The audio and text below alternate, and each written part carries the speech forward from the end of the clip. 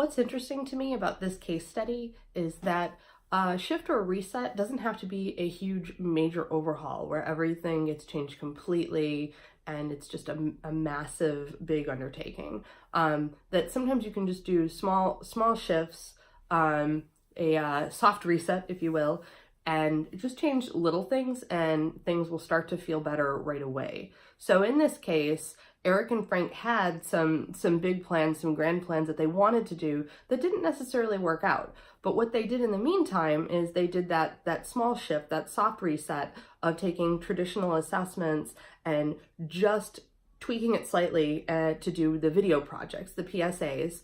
And although they weren't able to do the full student choice, student portfolio that they had of their dreams, it will get there eventually. And what it did was changed the existing curriculum to make the assessment more engaging and motivating and in kind of a modality that students can relate to, but also gave them a lot of feedback and reflection for how they want to change it in the future.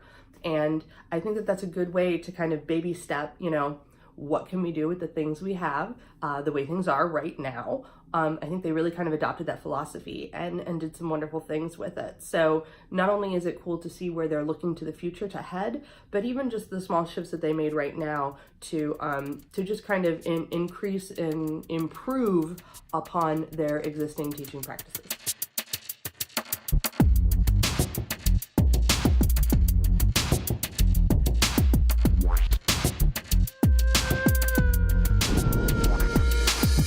We had great ideas, and Yeah. we had like 45 seconds to put in place.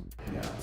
So what's feasible right now then? Okay, so taking all that big thinking, what's feasible right now then would be to take that feedback from this current round and those, big ideas and kind of come up with a plan maybe for next year? Yes. Okay.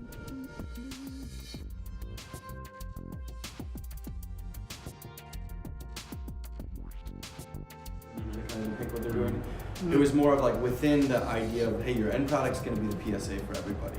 Okay. Within that, you can make specific choices about like, am I doing like we had kind of maybe on one hand a screencast upon it, where you're only focusing on like finding historical clips or pictures, and then doing kind of a voiceover with it, or are you going to do a wee video where you're taking more on the persona of whoever person or reformer you're talking about. So it wasn't like true student choice in the sense of like, hey, you could do a diorama of this, or you could do whatever. And we decided the PSA would be a better ending point, I guess. Okay. Based on how we kind of taught the unit differently, I guess. We really focused more on what the problem was and what specifically people tried to solve and how they did it, kind of like the impact of the reformers, decision making and that kind of stuff, as opposed to celebrating the greatness that was the reformers. And it sounds to me like you want to focus more on the thinking process that takes them to that end, whether it's a cereal box or a PSA or whatever. You want to have more evidence of the path that got them there? Yeah. I think part of what would have been good is maybe more time for them to like really maybe practice with the video stuff. Like, hey, here's like almost like your rough draft of like you shooting the clips. Yeah. And then maybe we could have another period where you kind of have an idea of what you want to accomplish and what you want to do. And now let's like do it for real. I think, we learned from that experience that 2 or 3 class periods to get it really well done would have been a lot better than just hey, you got all the footage, just put it together and do it in one. We learned from that. Yeah, it would almost be nice if they could film for one class period, come back the next class period, review their footage, and kind of analyze it and say, hey, did we get what we needed? What do we need to reshoot? What what worked and what didn't? That would be kind of nice too. It would almost add that extra layer of like analysis and kind of reflection for the kids. Make them more diligent on the quality of the product. Yeah. Whether it be mechanics like, hey, you can't hear your voice in this video, and you're kind of out of luck, or just like, hey, this like wasn't what we thought it was going to be, or whether it be green screen or like the message that they're trying to get across. Done green screen, I've never done video, I've never done any of that stuff. So it was seeing the process go through and seeing what the kids could do makes it easier. Now we can branch out and maybe at 2 or 3 more potential elements in for next year. Instead of one choice and they get in there, maybe they got 3 and they can go from there. Or and we always tell kids, if you have an idea we haven't thought of, bring it to us and let us know. Yeah. The choice for the PSA, I think we could figure out something else that they could choose to do the PSA on, but I think that medium is good in terms of them being engaged and like the questions we're looking for, the format.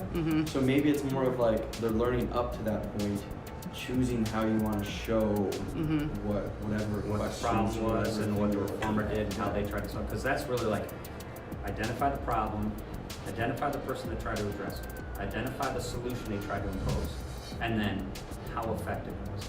That's really the 4 steps that we're working towards in that idea. And so then the outcome being the PSA, that was just a way for them to like say, hey, here's my name, here's the problem, this is what we're going to solve it. Now, you know, so that was the best we could come up with. And even if we say, guys, here's the 4 things we need to be able to see, we could do a PSA and we can give others, or they can like even open it up to them. If they had an idea. They have an idea. Now, this is what we're looking for. What's the best way to show it? Because if you can make it more authentic in that respect, because we get that all the time. Hey, I'm going to have you pilot a new way of an innovative thing in school. Well, go teacher. And then we got to figure out, what do I want to do?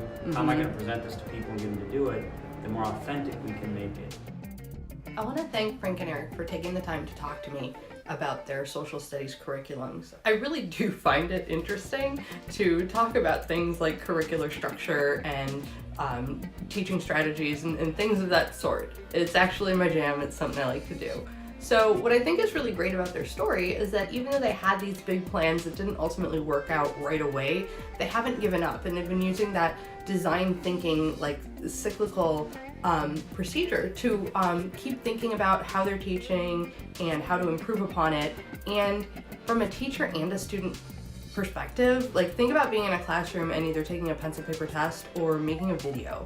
And I think it's really easy to figure out which one is better, is more fun, who wants to be in that classroom. I mean, whether you're a student or you're a teacher, I just think that even if you are afraid to jump into something new like this, you could see how the benefits really outweigh that anxiety that you might have. And I just want to really encourage teachers to like jump in and try that new thing. And it doesn't need to be major and your whole big final plan. It can just be that little tiny shift, that tiny tweak that can sometimes really make all the difference and get the ball going and start that like domino effect of changing things and, you know, kind of rediscovering that passion of what you do over again.